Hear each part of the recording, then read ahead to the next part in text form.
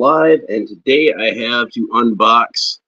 This is the DC Direct Ocean Master figure. Oh, wrong way. Yeah, from Mcfarlane Toys. There's the Mcfarlane logo on there. There's got to be a Mcfarlane logo on there. That guy's too much of an egomaniac. It's right underneath the DC Direct one. That guy's too much of an egomaniac to not have not have his name on the box. But yeah, I got this one on Amazon for $15. It was on sale, so couldn't pass that up. So Aquapalooza continues. Sorry I'm getting off to a later start than I usually do. It's like, oh God, it's almost 9 o'clock. No, it's almost 10 o'clock. It's like 9:19 by my time. So go ahead and open that up. There's a illustration on the back. That's going to be the cover of the comic book. And there's the action figure, picture of him. But yeah, I couldn't pass him up for $15. I thought he was pretty cool looking. And I hadn't gotten any of the other figures from this assortment yet. Like, the only one I ever see in the store is Aquaman himself. I think one time I saw Aqualad, but somebody bought that one. So here we have the dreaded double tabs. Go ahead and get those cut. And then he's got single tabs across the wrists. Now, Ocean Master is in the new Aquaman movie, which I have not seen, but I don't think he's actually Ocean Master in that. I think he's just Orm. So I have a 3 3/4 inch figure of Orm that I bought at Walmart for $1. Why is there rubber tabs around his knee and then around his ankle? Like, that's like less than an inch. So I'll have that to unbox another day this week. I think I'm going to do just all those 3 3/4 inch figures at the same time and burn through all those. I got all those for like $1 a piece, so might as well just do all those as one video. Oh, and there's another one up here. Got to have 2 rubber tabs on the Trident because it just came out of the package anyway. So we'll set that aside. We'll come back to that in a minute. And then also there's the comic book and the trading card and the figure stand. We'll get to those in a moment. And then he's got 2 extra hands. So he's got 2 hands to grip the Trident, and then he's got 2 of these just kind of gnarled expression kind of hands. Probably not going to do anything with those. I'm probably just going to keep the gripping hands on there so he can hold his Trident. And let's go ahead and get him out of the box and try to pull the cape through without getting it too scuffed up. And through the hole in the back of the package. And there we go. There is Ocean Master out of the package. And looking at him, he's got a lot more black on his suit than what I'm used to him having. Now, I don't know if they did a figure of Orm for the movie. I haven't noticed one, but I don't think I'd be too interested in it because he's not wearing the proper Ocean Master costume, which I would like. And this seems to be like an original design that I believe this is the original design that Mcfarlane would have made, because most of these Page Punchers figures are. But it's very accurate to the comic book anyway. Most of the things that I think are original design are things like surface detail and stuff like that. You can see he's got like some crustacean texture to his breastplate, and then scales on the arms and the abdomen, and then another kind of like looks like some kind of aquatic creature's texture over the pants. The cape is, you know, kind of reminiscent of a manta, but it even looks like it's made out of some kind of material that's like kind of like some sort of sea creature. And then he's got like this really detailed helmet. Let's see if we can get a close up of that. A lot of good detail to it. So he looks like the comic book character, but at the same time, there's like certain elements of him and aspects of him that I think Mcfarlane brought to the table themselves, that they, you know, they made this character to look like, you know, it's an original design. So I'm getting a late start today because I've been working on this guy. So here's the Lex Luthor head that I made for this 12-inch figure. That turned out pretty cool. I've been doing that most of the day since I actually had a day off for once. But that's why I'm so late getting to this. And then let's go ahead and pull this stuff off. So we got a comic book and a trading card and a figure stand. And of course, the comic book is the main thing, the biggest bag. So the trading card and the stand both are taped to it. Let's see if I can get this open. And we'll have a look at the trading card. And the trading card's got the same picture from the cover. Now, I'm not sure, but I think that this might be, it's definitely an original comic book in terms of like it's made to come with this, but I think it might be like a unique comic book, whereas the ones that I opened for Injustice 2 or Black Adam, those all had the same comic book with them. This has a different cover at least, so we got a different artwork on the trading card since it's got the same artwork on the trading card as on the cover. So let's go ahead and read the bio on the back here, and that's what the back looks like. And it says, Page Punchers, Ocean Master, real name Orm Marius. Orm is eternally jealous of his half-brother, known on the surface world as Aquaman, and has dedicated his life to not only taking his throne away from him, and thereby taking it for himself, but also destroying everything and everyone he holds dear. Although they are related by blood, Orm has none of Aquaman's nobility or charity, and only exhibits ruthlessness and sadism. So yeah, he doesn't sound like a very nice guy. Kind of a jerk, like that Black Manta fellow. They're both a couple of jerks, both a couple of petty jerks. Aquaman's both of his arch enemies are both petty jerks. I mean, most supervillains are petty jerks if you think about it, but some of them are just a little more petty and a little more jerky than most. And I think Ocean Master definitely fits into that category. So here's a figure stand he comes with. Standard DC Multiverse figure stand with the embossed kind of glossy DC logo on there. Even though technically this is a different line, it has the same figure stand. So we had a look at the figure stand. We had a look at the trading card. Now we can go ahead and have a look at the comic book. And I will not be reading the whole comic book because this is a full-length comic book. I don't mind reading the comic books on the Masters of the Universe Origins because those are usually pretty short. But this would take probably like 10 or 15 minutes to read the whole thing since it's like a full comic book.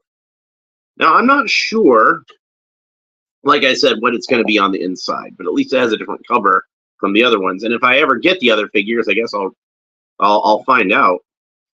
But it's got a really nice cover to it. It looks like Ivan Rice, I think. I believe that's Ivan Rice.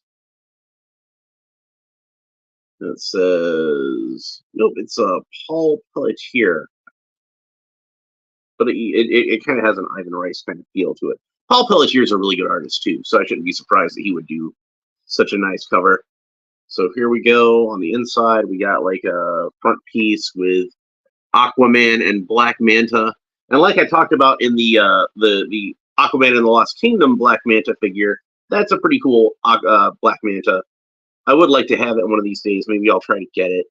And there is Aquaman wearing the costume that he wears in the figure in this line. Although I think his hair is a bit longer in this than it is on that figure. And then Calder looking very much like how he looks on the action figure. And unfortunately, they didn't make a Tempest, Garth. So maybe they'll make that one day. I think that would make a nice figure, especially since they put out all those Teen Titans figures. I think that would look really good with them. And there's Black Manta stomping on Aquaman. Who's the artist on the interiors here? It's Joe Lewis and Jonas Trindade.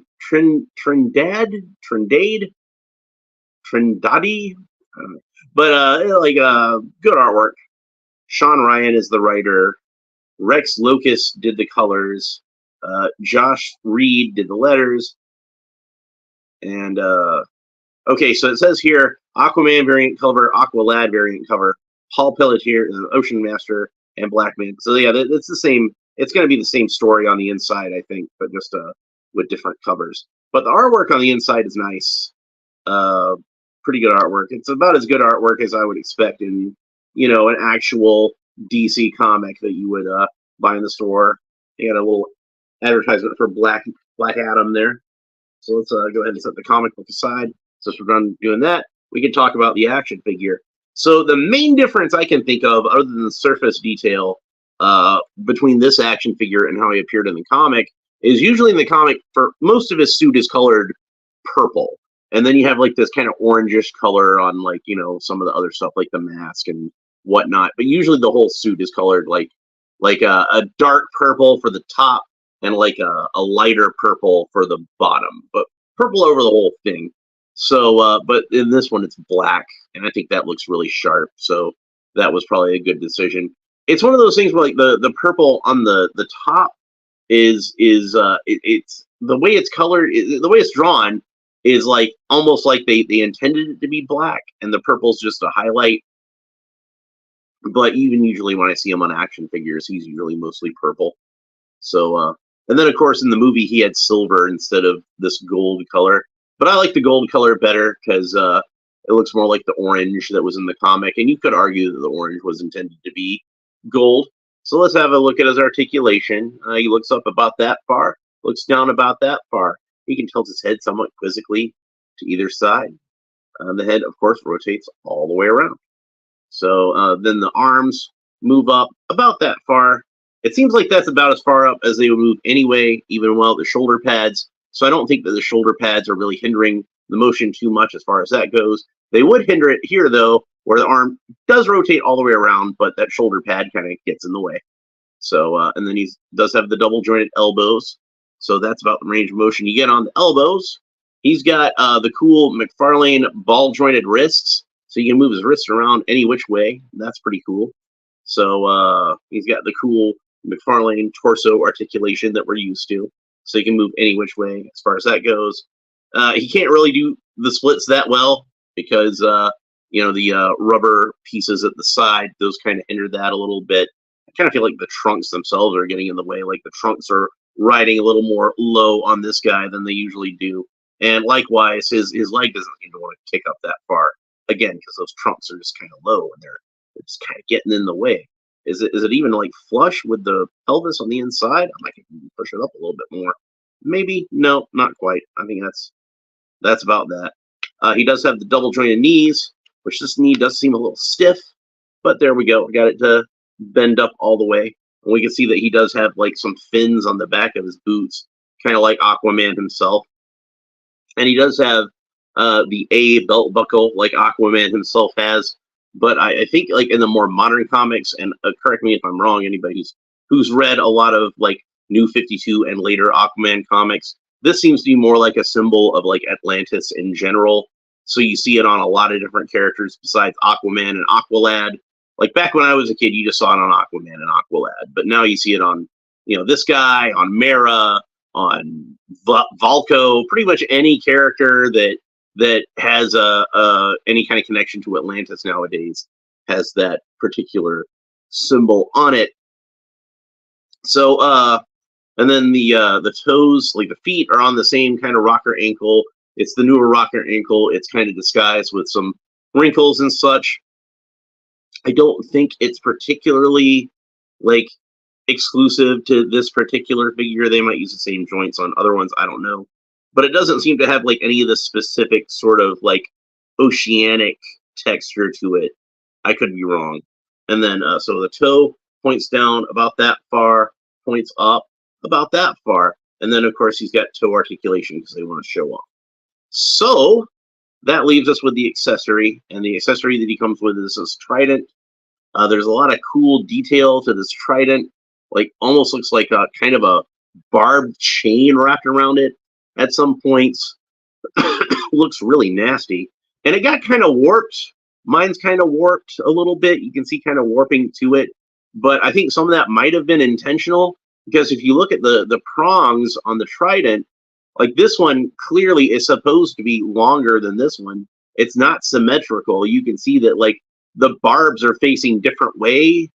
Like you can see the barbs are pointing up on this prong and pointing down on this prong. So, and then here they're pointing up and here they're pointing down. So obviously it's not meant to be a symmetrical trident. And I suspect that's probably something to show that Orm baby here is a little off balance. Like this is something that's supposed to be like a symbolic thing. So like Aquaman's probably looks a lot more, sort of like pretty and ornate and heroic looking, whereas Orm's is just nasty and crooked. And I'm pretty impressed with this trident. So let's go ahead and put it in his hands and see what he looks like when he's holding it in his hands. Get that in there. There's like a trigger finger here, so I gotta kind of get it around there. So now it's in that hand, and then we can get the other one into this hand. And it's one of those things where like his hands are like, his fingers are in such a way where like they're really kind of tight, like almost like this. So I'm having to kind of pry the fingers open to actually get the trident in there. And there he is holding the trident. Looks pretty cool with it, I think. So yeah, there we go with that. And let's have a look at him next to the other arch nemesis of Aquaman. So here he is next to the movie version of Black Manta. And I think they look pretty cool together, personally.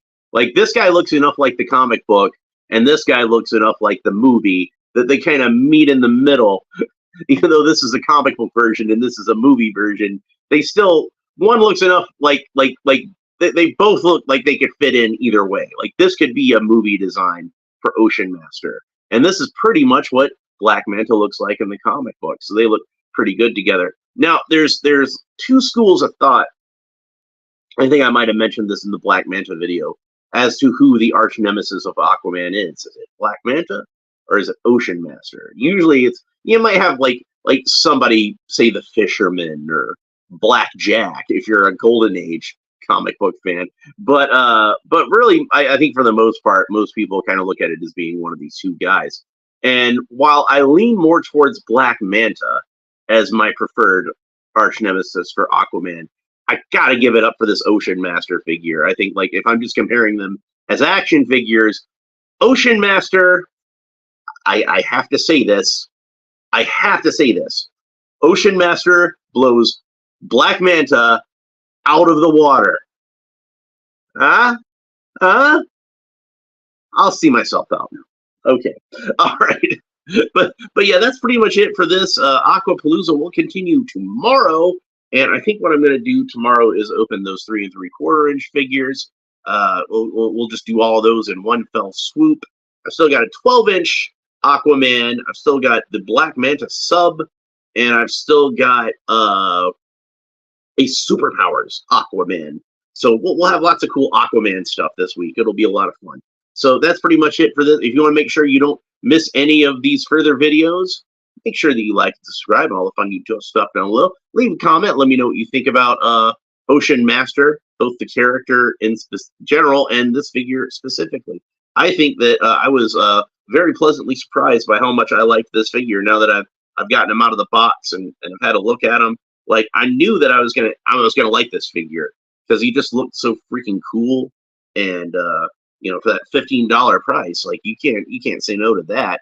But he's one I would have gladly paid full price for, and like the full price on these is like more than the standard figures. But I would have gladly paid it. It's a great looking figure. So anyway, we will talk to you next time. Bye.